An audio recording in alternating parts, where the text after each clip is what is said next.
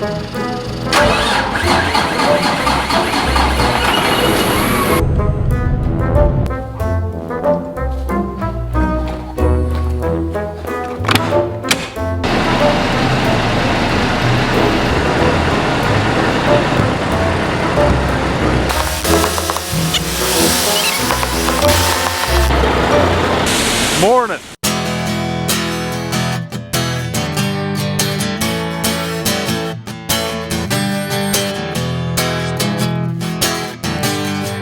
So as you can see this morning, we're going to haul a little bit of grain.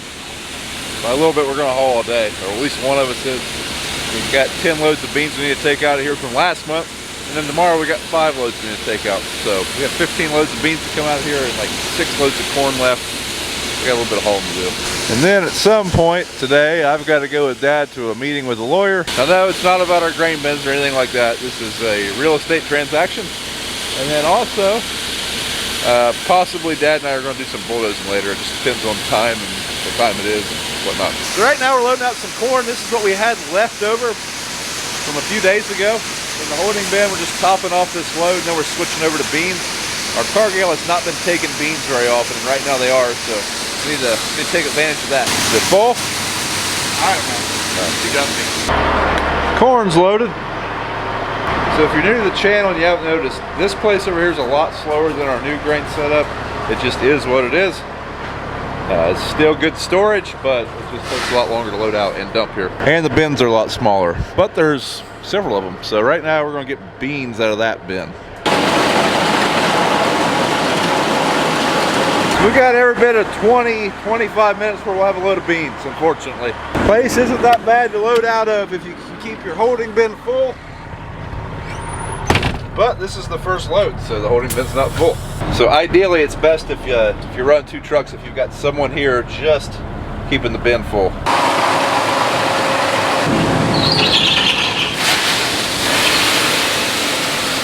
So earlier, I noticed that there's a dead rat in there,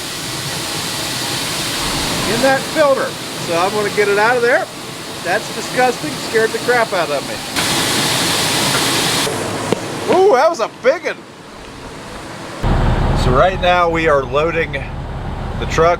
Now if this was corn, so right now we're loading the truck. If this was corn, we would just put 1 pile in the middle of the front hopper and 1 pile in the middle of the back hopper. We'd probably be right around 1,000 bushel. Beans are lighter, so we have to load them a lot heavier, or load them a lot fuller. So we pull up every bow when we're loading out beans to get 1,000 bushel on. So we'll pull this truck over here off to the side. I've got to go to that lawyer meeting, and I don't want to be in BJ's way. Hopefully we'll get back in time to take this truck into town. BJ is sitting in line right now. There's enough of a line that I probably won't get back in time to make it to that meeting. So I'm just going to park her out of the way, and we'll take her in later. Slight change of plans. I've got to run over to the other hoop barn. Got a guy that's going to haul us a bunch of lime, like 1,300 tons of lime. So I've got to move some equipment, because we just got the phone call that he's going to start hauling today.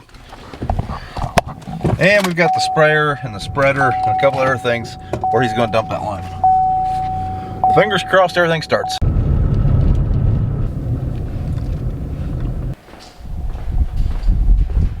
So for right now, I'm just going to get the 2 oxbows out. We're going to leave the header here. We might eventually push it up against that wall, but right now I don't have time to mess with it. We just need to get these 2 out of here, and then I got to get to that meeting. So quickly. Come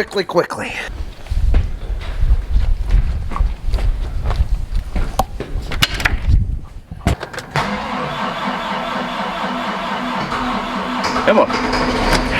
There we go.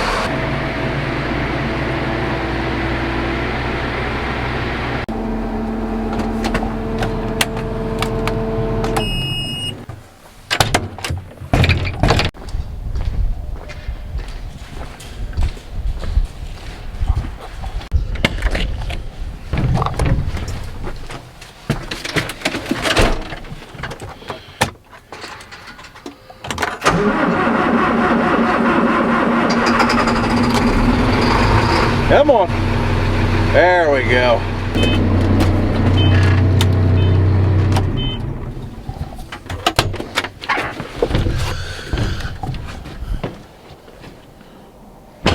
As you can see, our tarp didn't stay on there very well. All right, now we gotta get going.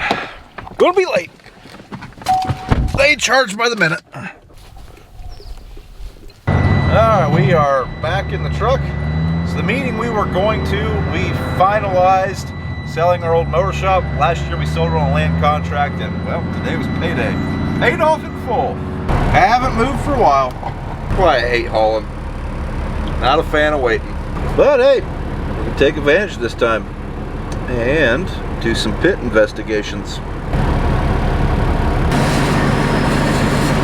Well, we're about to weigh in, and it's 4:06. They closed at 4. Let's take bets on what time we get out of here. I'm going to go with 4:48. See how we go. Heck yeah, we're getting the pass. We're going to the dump pit without the big line, so we might get out of here a little bit quicker. All right, pulling off the scales at 4:33, 15 minutes early. Going into that other line really sped us up.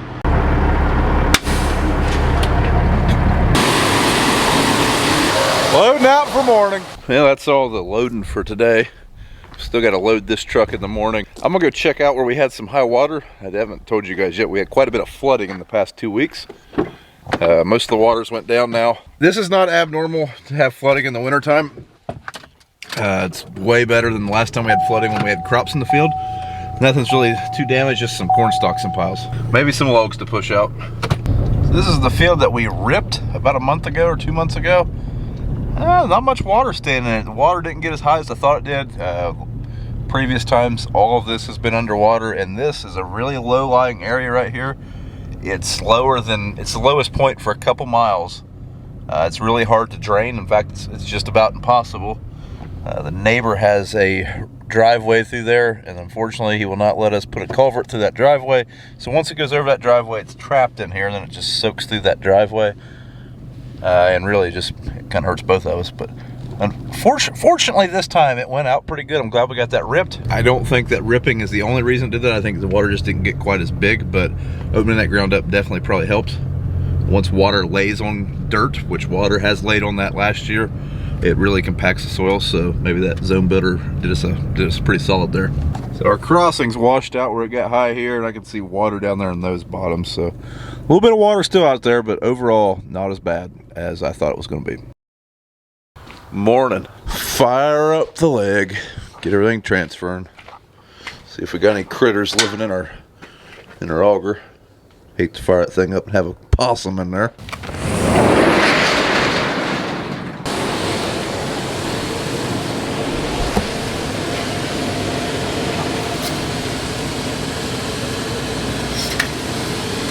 That truck's in good shape. Brad, just talked to him. He took some Kenworth in this morning. Long along the line.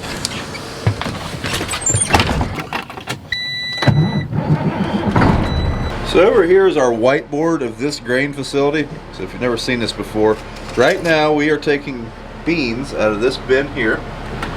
It's going into the water hazard, also known as the doghouse. Basically, there's an auger that runs right across here into the leg. BJ named these because, you know, this place is what we always have to clean out every time it rains. And then it's going up into this overhead bin right here, and then we're loading it out through a pipe right here. So that's kind of how the grain flows through here. As you can see on that whiteboard, much smaller bins, but hey, this place was state-of-the-art in 1976. So today is March 1st, tax day, so hope everyone survived. So yeah, if you didn't know, farmers pay their taxes in March 1st.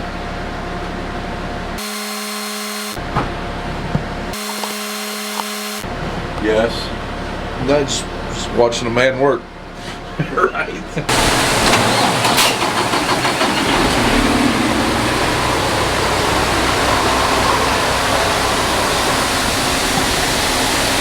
So right now, I'm just watching these lights, loading this holding bin. Dad is bringing the header wagon over. We're going to put it in one of the buildings. This is the header wagon that was over there where we're dumping lime. He's going to attempt to put it in the building we put the semis in, which might be easier said than done, trying to back a four-wheel steer header cart. We'll see. He's good. I don't even know if he's that good. I thought he was going to put it in the hoop barn. So if you've never backed a wagon, they can be a little contrary sometimes, but a four-wheel steer wagon can even be worse. So we'll see. Glad it's him. Yeah, he's getting it. The old man has skills. A set of skills I do not.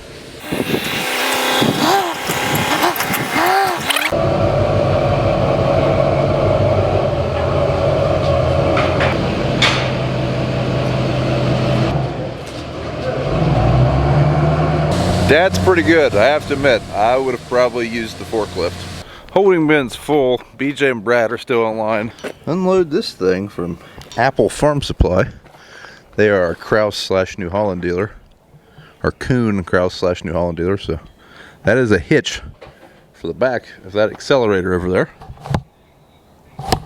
So place your bets on what we're going to pull with it. Hopefully we're going to pull something with it.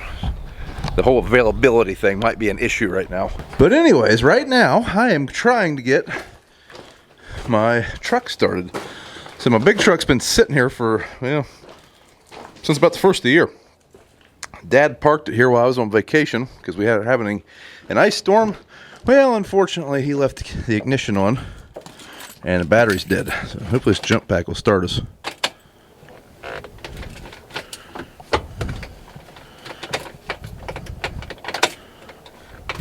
Wow. I don't have any lights turning on. Turns out we weren't making good contact, but now we're in business. Hey, there's my drone. It don't work, but there it is. Well, folks, I know this video is jumping 12 different ways from Sunday, but we're at a different spot now. Different plan. We have been getting some loads of lime in, like I said yesterday. Well, Dad said, hey, you need to go help them guys unload lime. So came over here and there's 3 semis waiting on me. So I've been a little busy. There's still a couple of them here. So our barn is going to be full of fertilizer and lime, but gotta use a telehandler to keep it pushed up.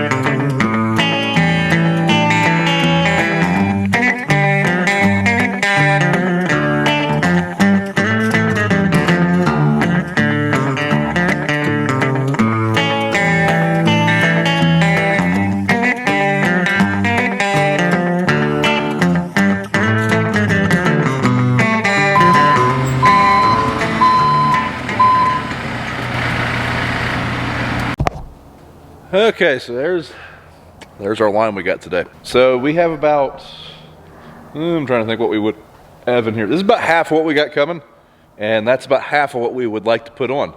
I don't know if we'll get it all on this spring, but basically this is lime. This is just crushed up limestone. And what this stuff does, this will help raise our pH. We have soil tests done every year, try to monitor what our soil needs so that we can produce the best crop possible. And we had several fields come back being a little low in pH. Basically what will happen, I mean, you want a 7 pH, or you want close to 7, close to neutral.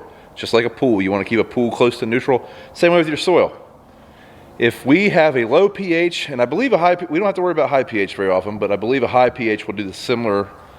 You're tying up your nutrients, you're unable to use it, so you're putting out your fertilizer, your crop's not able to get all of the fertilizer. I think I'm saying this right, but basically we need to get our pH up to closer to 7. And we have several fields that are at mid-5s, and we need to get those up. So we're getting 600 tons of lime right now. Some fields will need a lot of it, like 2 tons per acre maybe. In some places we have a really bad pH. Some places we won't need any. And really, lime is where variable rate will really pay for itself in a hurry, because this stuff isn't cheap. If you're paying someone to apply it, it's not cheap. Luckily, we have the spreader, so that helps out quite a bit.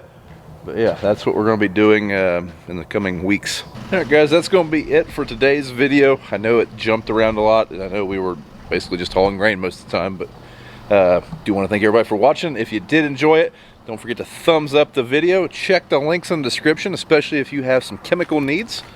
Check out John at Chem Solutions, and we'll see you in the next one. Oh, you guys are probably wondering about that bulldozer.